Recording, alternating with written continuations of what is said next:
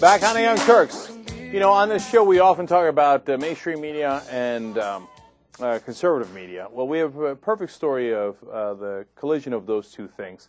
In order to help us talk about that, we're going to bring on Bill Greider. He wrote Conservative Mogul Buying Up Reporters to Promote His Regressive Agenda for the Nation. He's also the author of Come Home America, The Rise and Fall and Redeeming Promise of Our Country. Bill, welcome to the Young Turks. Thank you. All right, Bill, who is Pete Peterson? He is a certified mogul of long standing. He's a billionaire, a modest billionaire. He's not in the top 100, but still very rich, who worked on Wall Street for many years and made himself into a crusading advocate for correcting the books in American society. That is, cutting things like Social Security, Medicare, other entitlements, in his strong belief that these are bankrupting the country. And so he's been around, he's been doing this for quite some time, at least 2 decades. And now he has organized a really purposeful run at these federal programs and making some headway. I hope he doesn't prevail. I don't think he will, but he's promised to spend $1 billion on this cause. Jesus. And that helps if you're going to spend that kind of money, right? Absolutely. All right, now I want to get to all the different things that he's doing in that regard, but let's start with this media organization he started called the Fiscal Times. What is that? Well, out of the blue, rather without much notice, he used some of his wealth to invent a news agency, a news service, which is going to specialize in federal budget issues.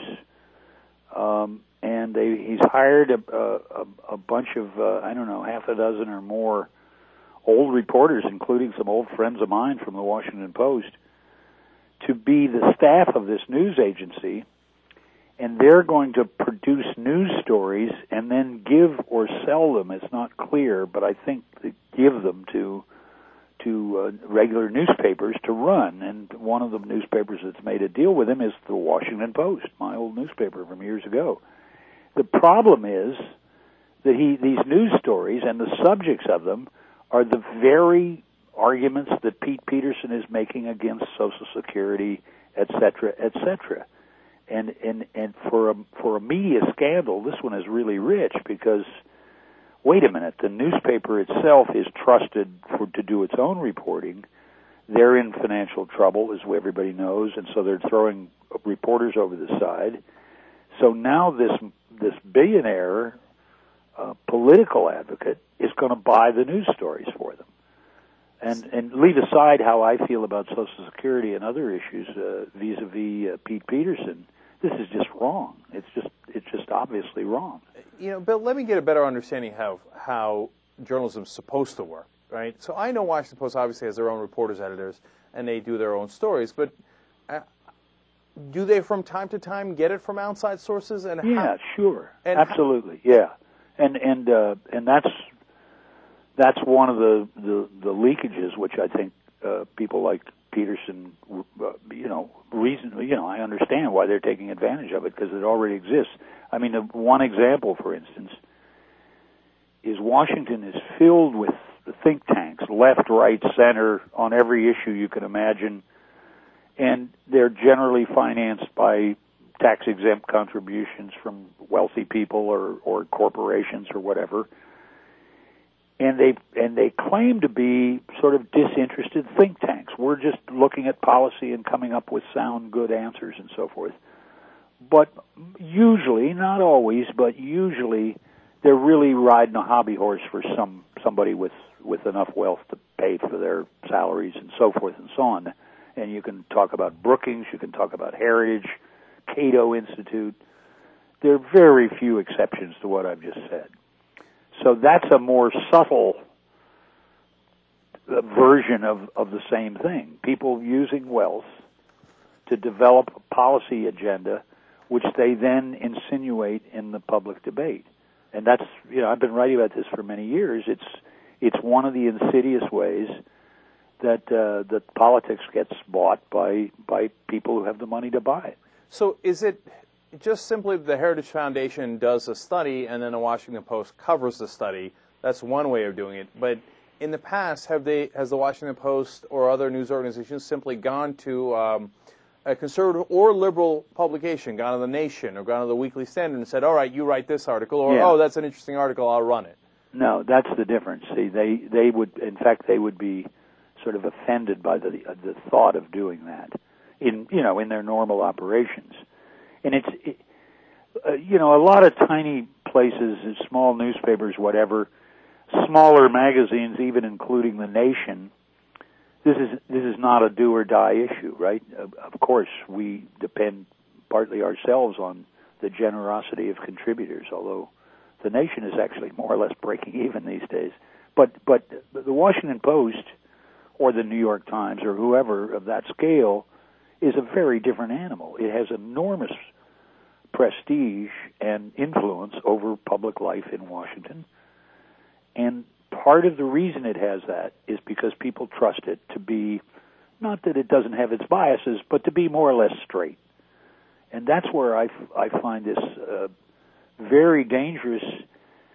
And I have my own argument, long-running arguments and critique of Pete Peterson and his views of government and deficits and everything else. But even putting him aside, I think what he's doing is developing the model for how dozens and dozens and hundreds of people can use wealth to surreptitiously buy their way into news columns. We're talking to Bill Greider. He wrote about this for The Nation, and his book is Come Home America, The Rise and Fall and Redeeming Promise of Our Country. Bill, so how does the Washington Post justify it? I mean, here it is, the Fiscal Times, again, whether you agree or disagree with Peterson's conservative stance, clearly is going to write articles that are conservative. They're not going to write an article, and to my knowledge have not written any article that says, hey, you know what? Turns out Social Security is solvent and it's fantastic. It's just that all these politicians stole from it. They're not going to write those. So obviously it has a slant. The Washington Post cannot deny that. So how do they justify running these articles without really letting people know? Well, they made a big mistake going in, which is the first piece they ran was it was like a knockoff of speeches that Pete Peterson has been making for some years about how terrible the state of Social Security and how something must be done about it. And there's a proposal in Congress which conservative deficit hawks are pushing that would create a, quote, special commission to study the deficits and make the tough decisions that Congress doesn't want to make. That is, whack Social Security benefits, raise the payroll tax, or maybe do both. And this is a scheme that's been floating around Washington, promoted by Pete Peterson above all, to give politicians in Congress cover. You have you can't amend this proposal, you can't change any part of it, you can't reject parts of it. You have to just vote up or down, yes or no. I want to reduce the deficits or I don't want to reduce the deficits. And they think that's going to somehow protect members of Congress or senators from public wrath when the people find out their Social Security benefits have just been whacked. I think they're wrong about that, but that's their premise. The point is, the Washington Post starts by saying to itself, not to the public, we more or less agree with that. So what's the harm? And we think it's right. We think all those kooks like Bill Greider are just all wet. They don't understand how serious this crisis is, and so forth. The second part of it is they hire old reporters, including a couple who were on the Washington Post, and some colleagues of mine many years ago when I was on the Post. So these are decent, straightforward, honorable people. I happen to know their views on things like Social Security, and they are in fact identical to Pete Peterson's views. But you still got a second layer that says, well, we're being professional about this.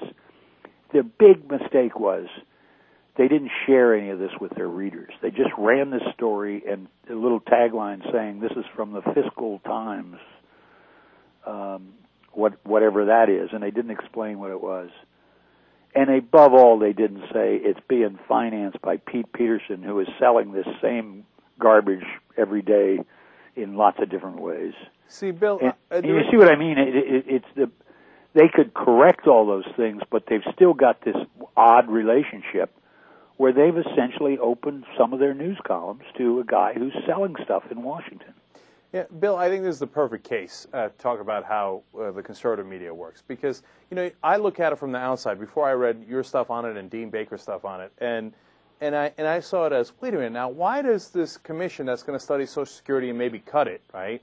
That's about so-called, deficit, fiscal responsibility. Say, why did they get a commission and then that commission wins and there's no amendments, there's no negotiation, et cetera? But when we do health care, there's negotiations and amendments and compromises, et cetera, right? And then so you look at it and you go, that doesn't make sense. Why is such disparate treatment? And then you look behind the story, and what you have is people like Pete Peterson who are buying the news left through the Fiscal Times, selling it to the Washington Post. Washington Post runs it without telling people, and that becomes what Simon Johnson talks about in regards to economics as intellectual capture. Yeah. So eventually this consensus builds in Washington, well, of course we have to do the commission. That's how it works. So I want to talk about, as we lay that out, two more parts of this. Because they buy the media, they do the think tanks, and that puts out papers and research studies, et cetera, to justify their cause. Now talk to me about two other things that Pete Peterson does. The Concord Coalition and the Peterson-Pugh Commission on Budget Reform. What are those? Well, those are two other front groups of long standing for his perspective. He's not alone, of course, in having this perspective. There are, sanctified wealthy people and even sanctified economists who agree with him.